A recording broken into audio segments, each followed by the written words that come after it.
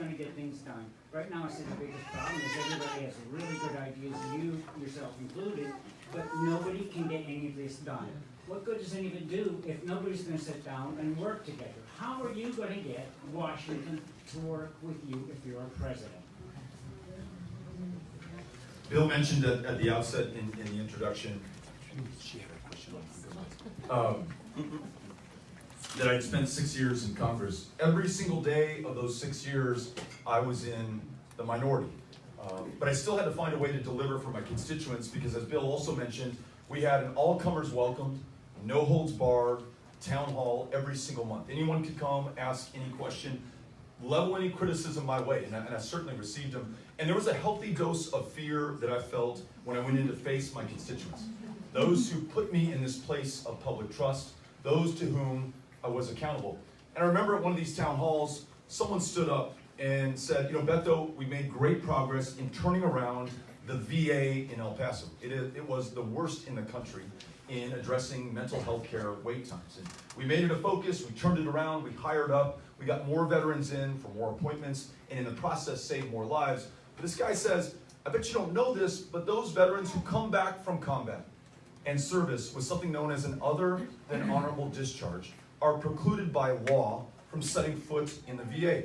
And while we have a frighteningly high suicide rate amongst veterans today, the conservative estimate is 20 a day, every day, take their own lives. The rate amongst those veterans with an other than honorable discharge who couldn't go into the VA is twice as high. What are you going to do about it? So we wrote a bill, the Honor Our Commitment Act, to make sure that those veterans can get the mental health care that they need, that I think we all agree that they deserve. But in the minority, I could write the best bill on the planet. Unless I could find Republican colleagues with whom to work, it was going absolutely nowhere. So we sat down with a Republican colleague who had his own ideas about how to address this issue, compromised, dirty word right now, I know, perhaps even in the Democratic primaries, certainly in Washington, D.C., but compromised to get to a consensus proposal. And then we made our case to our colleagues on the floor of the House. Mike Kaufman said, is it going to be more expensive to provide more care to these veterans? Absolutely. But we should pay any price for those who put their lives on the line for this country. And when it was my turn to talk, I said, look, there's got to be a consequence for the status of your discharge.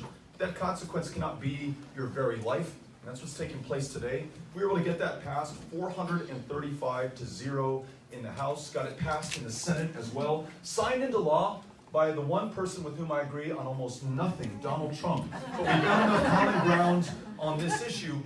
And not only was that the approach to extend more mental health care to more veterans and save more lives, we protected public lands by working with this administration. We worked with Democrats and Republicans alike. That's what we're going to have to do, and it's the way that I'm running this campaign. I will denigrate no one, write nobody off. I could care less who you voted for in the last election. I only want us fiercely focused on the future and what we are going to do for this country and for our kids and the generations that follow.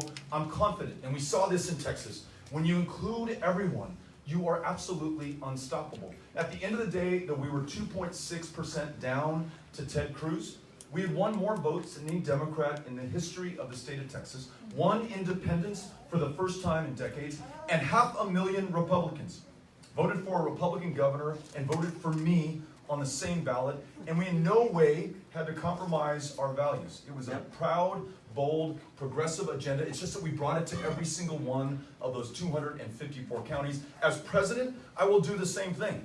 I will make sure that we do not just make pronouncements from the White House.